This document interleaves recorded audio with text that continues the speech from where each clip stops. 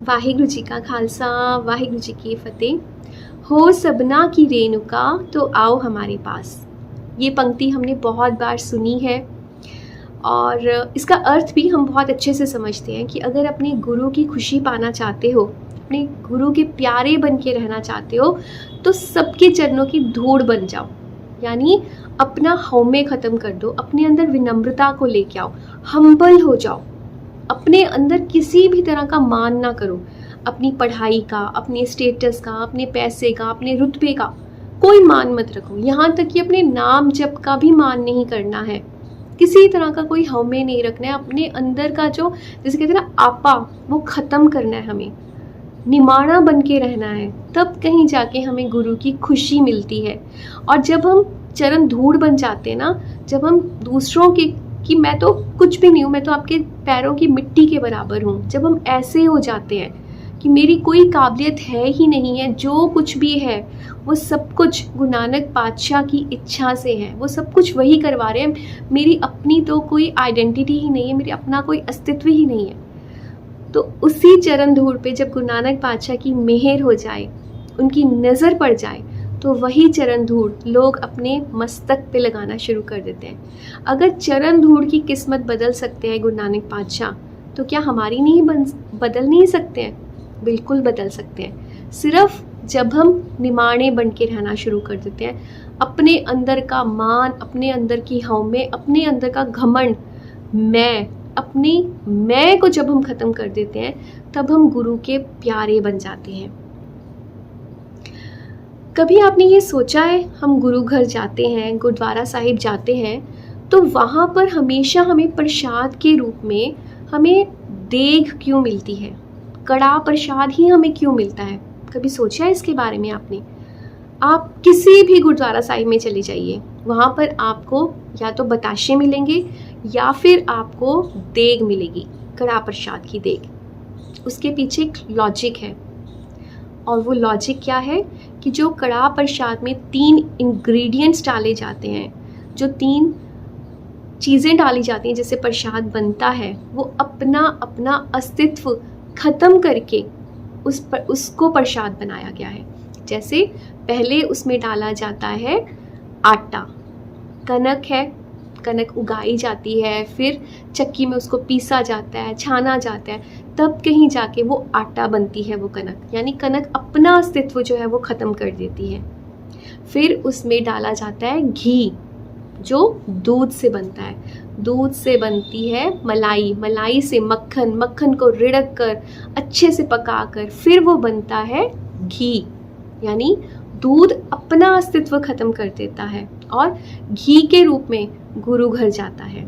और फिर उसमें डाली जाती है चीनी, जो गन्ने के रस से बनती है। गन्ने को तोड़ा जाता है, उसका रस बनाया जाता है, रस को उबाला जाता है, फिर कहीं जाके शक्कर बनती है, फिर उसको रिफ़ाइन किया जाता है और फिर उस चीनी से प्रसाद बनाया जाता है। यानी जो गन्ना है अपना अस्तित्व ख़त्म करके एक नए रूप में कितनी मेहनत, कितनी मशक्क़त के बाद प्रसाद में उसको जाने की इजाज़त मिलती है। तो ये 3 चीज़ें अपनी अपनी आइडेंटिटी, अपना अपना अस्तित्व ख़त्म करती है, तब कहीं उसको गुरु घर में ये मान मिला है कि जो भी गुरु घर में कोई भी प्रसाद आप चढ़ाना चाहते हो, अरदास करना चाहते हो, पेटा करना चाहते हो, तो वो कैसे की जाती है अरदास? देग बनाकर, कड़ा प्रसाद बनाकर। इतनी महानता है कड़ा प्रसाद की।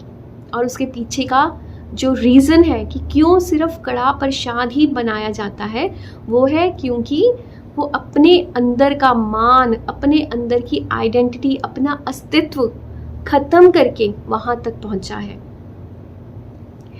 एक ना बड़ी प्यारी आपको कहानी सुनाती हूँ मैं।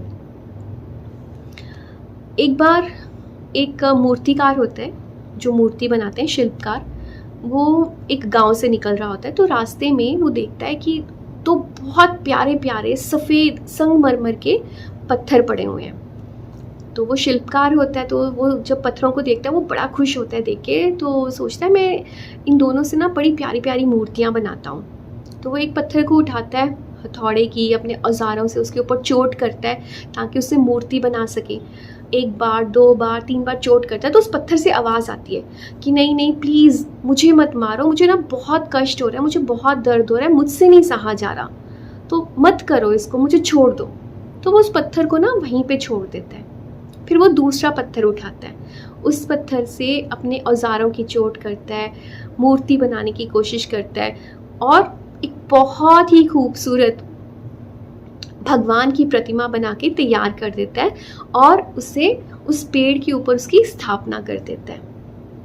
चला जाता है फिर वो वहाँ से।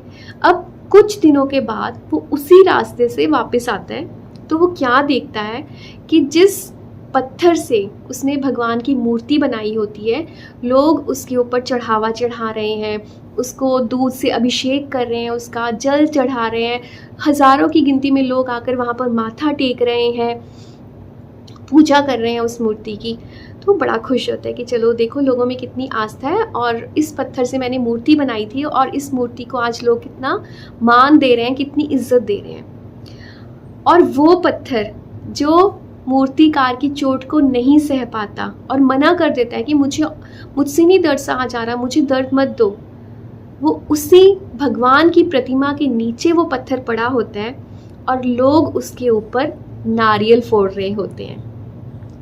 तो समझिए आप मेरी इस कहानी से कुछ कि जब भगवान हमें किसी तरह का भी कोई दुख देते हैं ना, जब हमें लगता है कि इस टाइम पे मुझे चुप रहना चाहिए, इस टाइम पे मुझे जो मेरे अंदर कुछ भी फीलिंग्स हैं, जैसे हमें किसी की कोई बात बुरी लग गई है, हमें लग रहा है कि ये मेरे साथ बहुत रूड बात कर रहे हैं, ये मेरे को दुख दे रहे हैं इस तरह से करके, हम चाहते हैं उनको कुछ आगे से रिवर्ट बैक करना, या हम चाहते हैं कि बस रिश्ता ऐसा कि मैं आगे से कुछ बोल नहीं पा रही हूँ, पी जाती हूँ उस गुस्से को। जब हम उस टाइम पे अपने आप पे कंट्रोल कर लेते हैं, उस दर्द को बर्दाश्त कर लेते हैं ना, तो हमें नहीं पता होता कि हम कितने बड़े किसी दुख से बच जाते हैं। मैंने स्वामी प्रेमानंद जी महाराज के मुंह से ये प्रसंग सुना था कि जब हमारे साथ कोई गलत बोले ना, जब हमें कोई दुख दे अपने वर्ड्स के साथ, कई बार होता है ना कुछ लोग गुस्से में कुछ भी बोल देते हैं बिल्कुल बिना सोचे, उनको नहीं पता लगता कि उनके इस तरह के बोलने से दूसरे इंसान का दिल कितना दुख रहा होता है ना। कुछ इंसान होते हैं वो बिना सोचे समझे कुछ भी बोल देते हैं। तो जब आपके साथ ऐसी कोई सिचुएशन हो कि आप पलट के जवाब नहीं दे सकते हो, चाहे वो आपके रिश्ते में कोई ऐसे बड़े हैं जिन्हें आप पलट के जवाब नहीं दे सकते, आपके कोई ऑफिस में कोई आपके बॉस हैं, कोई कलीग है, कोई भी ABCD कोई भी ऐसा रिश्ता है कि आप पलट के जवाब नहीं दे सकते हो, लेकिन आपको बहुत बुरा लग रहा है, उस टाइम पे ना आप चुप कर जाओ और शुक्राना करो। आप ये सोचो कि शायद ये जो कड़वे वर्ड्स मुझे बोल रहा है ना, मुझे शायद कोई शारीरिक दुख मिलना था, जिसके बदले में अभी भगवान ने मुझे ये मानसिक दुख देके, कि थोड़ी देर मैंने सुना मेरा दिल दुखी होगा फिर मैं भूल जाऊंगी, कोई बात नहीं है, ये मानसिक दुख देके मुझे किसी बहुत बड़े शारीरिक कष्ट से मुझे बचाया है। हो सकता है मेरे पैर में चोट लगनी थी, हो सकता है मेरा कोई एक्सीडेंट होना था, हो सकता है मैंने कोई बीमार पड़ जाना था, मेरा कोई शारीरिक कोई कष्ट था जो इस तरह के इसके कुछ कड़वे शब्द सुन के कट गया, मेरा वो कर्म कट गया। आप अगर इस तरह से सोचेंगे ना तो आपके लिए उसको माफ़ करना भी इजी हो जाएगा और उन चीज़ों को पी जाना, गुस्से को पी जाना, बर्दाश्त कर लेना, वो भी इजी हो जाएगा।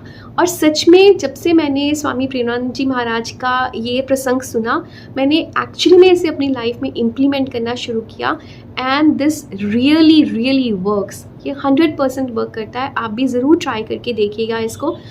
हमें कुछ बोलने की ना ज़रूरत ही नहीं पड़ती। उल्टा अगर कोई हमसे रूडली बात कर रहा है ना, तो सुनने में तो बहुत पहले बहुत बुरा लगता है, मैं ऐसे ही बोलूँ, सुनने में उसको टॉलरेट करना, बर्दाश्त करना मुश्किल भी होता है, ऐसी बात नहीं है। लेकिन जब हम ये सोचते हैं कि अरे इससे कहीं बहुत ज़्यादा कोई मुझे प्रॉब्लम आ जानी थी, मैं उससे बच गई, कोई बात नहीं, उन्होंने 2-4 बातें बोल दी हैं, ख़त्म हुई बात, वो भी भूल जाएंगे, मैं भी भूल जाऊँगी, फिर से हम वैसी, जैसे वो कहते हैं ना क्यों खिचड़ी हो जाते हैं, है ना, तो फिर से हम वैसे ही हो जाएंगे, तो कोई बात नहीं। तो ये जो एक्चुअली जो संत महापुरुष की जो बातें होती है ना, एक्चुअली में बहुत वर्क करती हैं। तो इस तरह से हमारे अंदर से जो हमें भी है ना, हमारे अंदर होती तो ईगो भी है, हम सुन नहीं पाते हैं कि इन्होंने मुझे ऐसे बोल कैसे दिया, हाउ डेयर दे, इनकी हिम्मत कैसे होती है मुझसे ऐसे बात करने की। तो जब हम इस तरह से प्रैक्टिसेस करते हैं जो हमें महापुरुष बताते हैं कि चरण धूड़ बन के रहना सीखो तो तुम्हें सचखंड में जगह मिलेगी, ऐसा नहीं होता कि वो हमें ये कहना चाहते हैं कि लोग तुम्हारी इंसल्ट करें, लोग तुम्हारे लिए कुछ भी गलत सलत बोले तुम सुनते रहो। नहीं, उसको ध्यान से समझिए, उनके पॉइंट को समझिए कि वो हमें उस टाइम पे ये समझा रहे होते हैं कि कई बार सिचुएशन के हिसाब से हमें रिएक्ट करना चाहिए, कई बारी चुप रहने में ही भलाई होती है, कई बारी कुछ दर्द इस तरह के होते हैं जो हमें कुछ बनाने के लिए, हमें निखारने के लिए, हमें घड़ने के लिए हमारी लाइफ में आते हैं। चाहे वो किसी इंसान की वजह से आए, चाहे वो किसी रिश्ते की वजह से आए, चाहे किसी जॉब की वजह से आए, चाहे हमारे फेलियर्स की वजह से आए, चाहे कोई फाइनेंशियल लॉसेस आ रहे हैं हमारी लाइफ में, कोई ना कोई दुख, कोई ना कोई परेशानी हमारी लाइफ में, चाहे वो मेंटल हो चाहे वो फिजिकल हो, हमारी लाइफ में हमें निखारने के लिए आती है। तो अगर आपकी लाइफ में किसी भी तरह का कोई डाउनफॉल चल रहा है, अभी आप किसी चीज़ से बहुत परेशान हो, आपको नहीं समझ आ रहा कि ऐसा क्यों हो रहा है, मेरी लाइफ में इतनी परेशानियाँ क्यों चल रही हैं, तो यकीन करिए गुरु नानक पातशाह आपको एक खूबसूरत प्रतिमा का आकार दे रहे हैं। अगर कोयले को घड़ा ही नहीं जाएगा, अगर उसको तपाया ही नहीं जाएगा तो वो हीरा कभी नहीं बनेगा। हमने सबने सुना है ना कि हीरा कोयले की खान में से ही मिलता है, कोयले की खान में ही हीरा बनता है।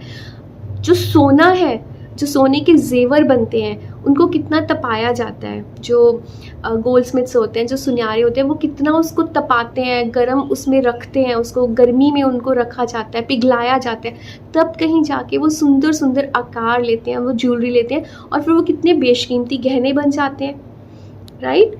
घड़े बनाए जाते हैं, मिट्टी के जो कुम्हार होते हैं मिट्टी के बर्तन बनाते हैं, मिट्टी है, कोई आकार नहीं है उसका, लेकिन जब उसको आकार देकर, कच्ची मिट्टी को आकार देकर उसको भट्टी में तपाते हैं तो कितने खूबसूरत घड़े बन जाते हैं जिनसे ठंडा पानी, घड़े से ज़्यादा ठंडा पानी किसी, इवन रेफ्रिजरेटर्स का भी पानी उतना ठंडा नहीं होता जितना घड़े का पानी होता है। तो बहुत सारे ऐसे एग्जाम्पल्स हैं जो मैं आपको दे सकती हूँ कि जब हमारी लाइफ में किसी तरह की परेशानी, किसी तरह का दुख आता है तो वो हमें घड़ने के लिए आता है। तब ये मत सोचिए कि भगवान मेरे साथ गलत कर रहे हैं, मुझे नीचा दिखा रहे हैं, मेरे साथ बुरा कर रहे हैं, मेरी लाइफ में परेशानियाँ दे रहे हैं, शायद वो मुझसे प्यार नहीं करते हैं, शायद गुरु पातशाह मेरे से नाराज़ है।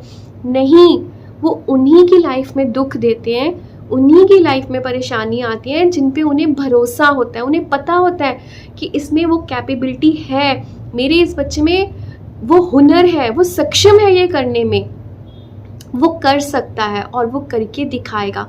और कई बार हमें पता ही नहीं होता कि हमारे अंदर वो काबिलियत है भी है या नहीं, हमें अपनी कैपेबिलिटीज़ का ही नहीं अंदाज़ा होता कि अच्छा, कई बार हम पीछे अपनी लाइफ को रिवाइंड करें या फ्लैशबैक में जाके देखें अपनी लाइफ को तो हम सोचते हैं अरे मैंने तो कभी सोचा ही नहीं था कि मैं भी कभी एग्ज़ाम क्लियर कर लूँगी, मैंने तो कभी सोचा ही नहीं था कि मैं भी ऐसे कर सकता हूँ, मैंने तो कभी सोचा ही नहीं था कि मेरा बिजनेस इतना ग्रो कर जाएगा। मतलब हमें अपनी कैपेबिलिटीज़ का, अपने टैलेंट का हमें ही नहीं पता होता, लेकिन कोई ना कोई सिचुएशन गुरु महाराज ऐसी बनाते हैं जब हम गुरु महाराज पे अपने आप को पूरी तरह से सरेंडर कर देते हैं कि जो आप कर रहे हो, जैसे आप कर रहे हो, मेरी उसमें कोई मेहनत नहीं है, मैं कुछ भी नहीं हूँ, मेरी तो कोई काबिलियत ही नहीं है, जो भी कर रहे हो, जो भी करवा रहे हो वो आप करवा रहे हो। तो फिर देखो गुरु महाराज कैसे जिंदगी बदल देते हैं। अगर लाइफ में परेशानियां भी आ रही हैं, लाइफ में दुख तकलीफ़ें आ रही हैं, तो यकीन कीजिए कि अब सब कुछ बहुत खूबसूरत होने वाला है, सब कुछ बहुत अच्छा होने वाला है। ठीक है, तो गुरु महाराज के हुक्म में चलना शुरू कीजिए, अपने आप को निमाना बन के रखिए, निमाना बन के रहिए, अपने अंदर के हौमे को ख़त्म कीजिए और फिर देखिए कैसे वो निरंकार, कैसे वो डिवाइन एनर्जी आपकी हर इच्छा को आपके बिना कहे ही पूरा कर देंगी, कैसे आपको अपने गले से लगा के रखेंगे और जो आप चाहोगे आपने शायद वो सोचा भी नहीं होगा। हमारी सोच से भी बहुत बहुत बहुत ऊपर एक एनर्जी है जहाँ तक हम एक किनका मात्र भी, जिसे कहते हैं ना, एक तिनका मात्र भी हम सोच भी नहीं सकते, वहाँ तक उन्होंने सोच के रखा हुआ है।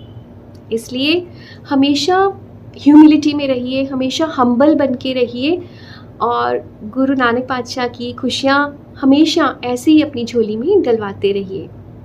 तो जितना हो सके निंदा चुगली से बचिए। एक दूसरे के लिए हम अरदास करें कि हम सब मिलकर अमृत वेला संभालें।